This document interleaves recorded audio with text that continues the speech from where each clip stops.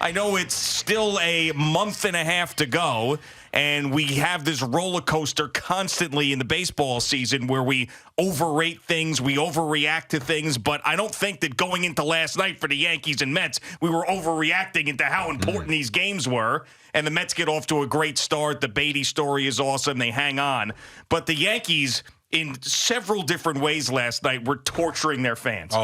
Torturing their fans, and somehow end up coming out with a victory with the Donaldson Grand Slam. But, I mean, looking at Twitter, there's a Yankee fan group text that I'm on that these fans always screaming about everything. When they're down 4-0, then obviously when they're down in the top of the 10th, it was full on. It's the worst that I have heard, the downest I have heard the Yankee fan in probably 10 years. And how couldn't it be? Yeah. Not for nothing, but we sat here all week and just, the nothingness of the Yankee offense and just getting shut out. 1 run, no hits, not no hits, but 2 hits here, 3 hits there. They look like a lousy baseball team. And then last night, they had that one stretch, right, where it was it 5 strikeouts in a row, 6 strikeouts? It's like, what in the hell is this team doing? And boy, Josh Donaldson didn't crush it to left. He sends it to right. But, my God, if he doesn't hit that home run last night and they find a way to lose that game again, I don't even know what we're doing. I don't even know what to say anymore. So they escaped it. Now you got to go back it up. But at least for one night, they kind of, I think the way Michael Kay said it on Yes, the victory from the jaws of defeat, right? Because that game looked like 2 different times they were losing it. And the guy he has not had a good season, as we know, for him to come up big, that was enormous for this team. I agree. And I know that the common thought would be, well, maybe this is the game. This is the catalyst for this team to now take off. Like, you need a game like that to be able to get going. But, before I left for a couple of days off, I was saying that I think that the Yankees had enough time to figure it out. After watching them lose and lose and lose. And the way that they were losing, and then also the injuries, the fact that the bullpen is a total mess right now, and this lineup has shown you what they've shown you, and you don't feel great about the rotation outside of Cole and Cortez. I think this team is essentially dead when it comes to winning a championship this year. They might be. And the problem with even what you said is, as we discussed yesterday, even with Cole and Cortez being good, they still weren't winning. And, I know Cortez gives up the 3-run homer, but Cole only gave up the 1 run, I guess it was the other night. When your offense is anemic, like they have been, it's really difficult to think that you're going to string together wins. That said, if you're a glass half full person, that's the only way you can look at it, is that maybe last night does spark them, because you've got a huge series now this weekend.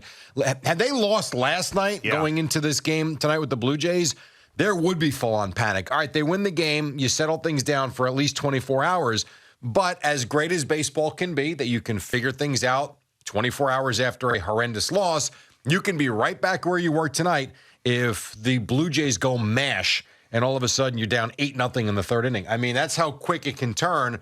Or you can take last night and build some momentum towards something, because right now, it's kind of like we said all week. I don't know what they are. I don't know what to expect, and I don't think they do either. Well, this is the team that we thought we were going to get after the offseason happened. Like, in the first couple of games, if you remember, right in the beginning of the season, they were scuffling, and Yankee fans were going crazy because the Judge contract didn't get done, and then bang, they took off right away. But the team we're seeing now is sort of the team that we expected to see after last year and then the offseason that they had. So the fact that we kind of had an idea that this team would struggle in certain areas, and it's happening now at the worst time, really makes me think that, they are who we thought they were going to be, which is a team that's just not good enough to compete in the American League, which is what has been the story for them year in and year out in the postseason. Good regular season, make it to the playoffs, win a bunch of games, get beat by a better team. Red Sox, Rays,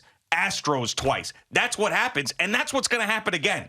They're going to make it to the playoffs because of this great run that they went on. They'll probably still win the division. If they collapse, it's going to be bigger than any collapse we've ever seen in baseball, right up there. And they're going to get beat by a better team. You remember, it was 2015 when the Mets won to the World Series. This is what I can't wrap my head around. Mets go to the World Series in 2015, and if I remember correctly, maybe it was 16 when they just went to the playoffs. I might be getting the years confused. But remember they had a monster 2 weeks or 3 weeks that pretty much carried them for the entire season where they were able to play like 500 ball. But because they had that big run for a couple of weeks, 3 weeks, whatever it was enough to get them to the promised land, to the postseason. This wasn't a 2-week run. This is what I can't understand. The Yankees were not good. They were dominant for 3 months. Like 100 games, they were really amazing. This wasn't a 2-week run. And I guess it's I don't know. Maybe it's the injuries. I don't know. I'm not sure. But what I can't understand is how you go from 40 games over to 2-11 to 8-17 to not just mediocre, but to bad. Because they went from amazing to bad really quickly. And maybe it comes back. I don't know. Or it's somewhere in the middle, which is, I think, what you're alluding to, that they're a mediocre 500 type team. Yeah, they're I don't know. Slightly above average. I think the reason why they were as good as they were early on was they were pitching above their heads. I mean, I know that Cortez has kept it going. I know Cole has been good, but, Tyone there was as good as anybody, as he's ever been in his career early on in the season. And then Severino was back and was good, and now we haven't seen him for a long time. And then Montgomery is no longer here. So I just think that the rotation was way above their heads, and the bullpen was too. I mean, they were relying on Clay Holmes, who in the first half of the season was as dominant as anybody in the game. And that's a big part of it, too. You're absolutely right. And think about the bullpen now. Aroldis Chapman, they hung on to Aroldis Chapman 1 year too long. So he was making $17 million, I think, this year. And that was one of the things we talked about at the end of last year. If you're looking to clear some salary and you're worried about the luxury tax, this is a guy who's at the end of his career. Trade him. Someone will take a flyer on him and try to figure it out. But he seems like he is completely cooked. Clay Holmes obviously dealing with an injury now, and he was pretty bad prior to that. Michael King out. I mean, think about it. I mean, it's not like, Efros came in, but he's not going to be the guy that you're going to trust in a... He might have to be. Like, where else you going? I mean, Loizica? You go basically pitcher by pitcher. You bring up the injuries to the guys in the bullpen, and then what's left? Nothing. I mean, it's that right there, I think, is one of the more concerning things about when you're trying to project the Yankees forward and thinking, can they turn it around? Give me the path to them turning it around with the bullpen. How does that happen? Clay Holmes comes back and is as dominant as he was in the beginning of the season? Yeah. What are the odds of that? You're not wrong. You're 100% right. And the more you actually reference each pitcher by pitcher and player by player and the injuries, it's a big collection of crap, essentially, and you kind of understand why they've slid a little bit. But the bigger part for me, more so than the bullpen, has been the lack of offense and the fact that they don't score. And, even average and bad Major League Baseball teams score a few runs a game. This team is going through stretches over the last, month where you're putting up no runs, 1 run, no runs, 2 runs. And, last night, they're being shut out again. I mean, you want to go, someone posted on Twitter, and we talked about it too, but, you're into the 5th, 6th inning, and they got no runs last night again.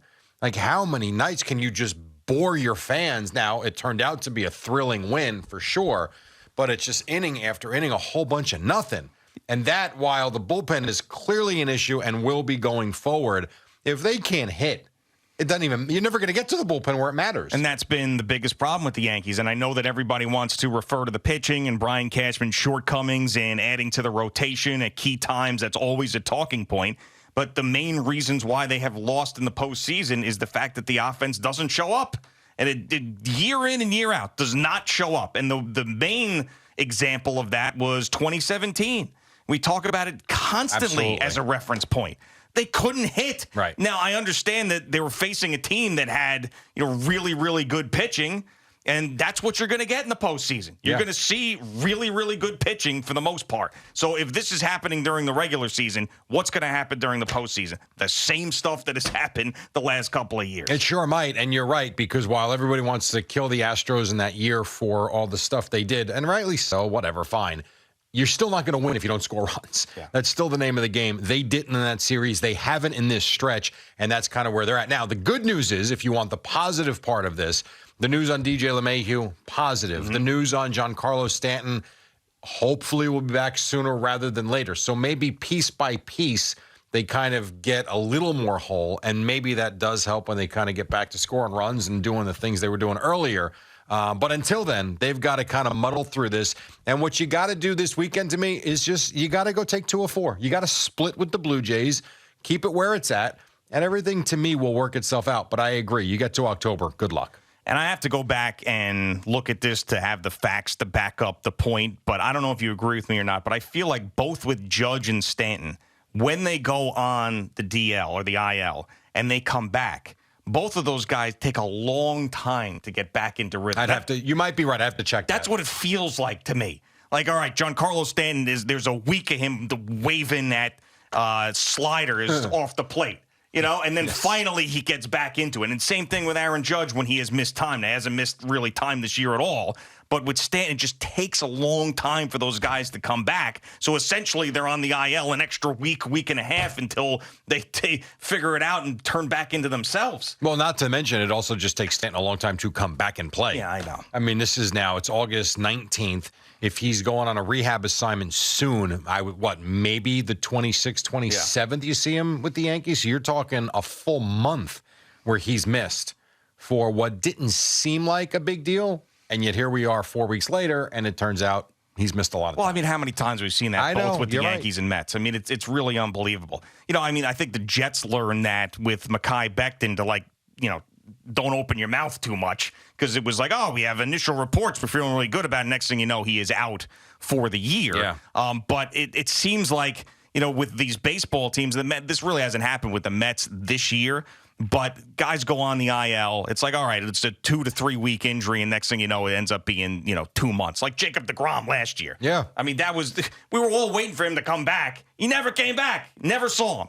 And then there was a dispute about whether or not he tore his UCL or not, if there was a tear or not at the end of the season where him and Sandy Alderson are going back and forth. I mean, that was a mess. Luckily, the Mets haven't had any of those issues this year. But this Stanton injury, if you correlate, Judge going in a hole, the worst stretch that he has had recently, and Stanton not being there, I mean, that right there is part of the main reason why you're in the situation that you're in. Yep. And you know what? The Judge thing's funny, too, because when you look at what he's done lately, it's not been a whole lot. I mean, you go back to Friday, really, was the last productive night he's had. But to your point, you look at the lineup you're throwing out there, too. Why would you throw him anything in the middle of the plate? You wouldn't. Yeah. And I heard Al on the warm-up show with CeeLo talking about his at-bat with the bases loaded. I personally would like to see him be more aggressive, 100%. And there's 2 pitches in that at-bat. Well, the pitch that walked him. My God, that is down the middle, knee high. I'd like to see him take a swing, but it's also not down the middle. It's not a mistake pitch, and he's got a good eye. It's whatever. You get the run in, but that's kind of the spot you want to see him go up there and just mash the ball. Yeah, I mean, what would you rather have? Aaron Judge swinging on 3-0 in that situation, or Gleyber Torres being the guy who's I want Aaron next? Judge swinging 3-0 on a pitch that's down the middle, knee high. I know, and I know Gleyber Torres hit a home run last night, but he also grounded to a double play right after that. Yeah, and that's one of those things where you feel like, oh my God, here we go again. Yeah, I mean, you thought. I mean, if you're someone who didn't stay up through the rain delay, or you gave up after the 3 runs that the Rays scored in the 10th, I mean, you were just livid with this team. But think about how bizarre the night was, though, and I know we'll get into the Mets, but think about how bizarre the night is. So the Yankees look dead and listless offensively again for much of the night. They come back, they get it to extra innings, and then Tampa right back scores the few. And you got to think, all right, well, you know what? Here we go. That's all. And then they get the big bottom half of the 10th. The Mets who wind up winning, you've got Scherzer on the mound, big lead. You go to Diaz in the 8th with the heart of that lineup, and you're thinking, you know what? And then they get the extra runs. You need tack-on runs. Beautiful. And then you're holding your breath in the bottom of the 9th inning. But in the end, wins for both teams, so all is good. And, yes, all is good. I do feel like, though, that the Yankees, this was more of an aberration situation. You're probably right. I have to see them, because they were bad longer than they were good last night. And I need to see them really look like themselves from earlier on in the season against the Blue Jays to have any confidence. The thing that's concerning to me, too, and I know we've done this for, I feel like several years, and I know it's really the way baseball has gone as well. You feel like the Yankees are, again, a team that's just waiting for that grand slam. They're waiting for that 3-run homer, whereas other teams, not all, a lot of teams are a home run or bust too these days. But there are teams like the Mets have generated offense without the home run ball. I think they won how many games without hitting a home run and still scoring a bunch of runs. It seems like the Yankees are just up there waiting for that 5-run homer, and it's a tough way to win games. And we had Chipper Jones on the other day. He was even saying just the game is, so different from when he played. It's boring. The ending's exciting, but my God, if you sit through and the rain delay, it's boring. Yeah, there's two things that have happened in professional sports recently that have made the regular seasons tougher to watch than they ever were. One, launch angle in baseball. I think I know where you're going with the second one. And the other one is the three-point shot. I knew it. In the NBA. I agree with you. And both of those have made these regular seasons at times insufferable. Now, I know that it can be really exciting when Steph Curry and Klay Thompson and the best are doing it and Aaron Judge is hitting 45 home runs. But the rest of the league trying to do it, it's terrible. Because you're not good at it. Yes. I couldn't agree more. And the three-point shot, never taking away how hard it is and the ability these guys have. But if you're not a good three-point shooting team and you're just hoisting up 30 a game, yeah, and guys not even trying to get rebounds and just running back. Yeah, and we've seen it how many times. It's like, you sit over there, you give some of the Wizards last night were 3 of 45 from 3. Yes. It's just, how does this happen? Yep. Thank you for watching. Please like, comment, and subscribe. And don't forget to hit the red bell so you're notified when we have new content.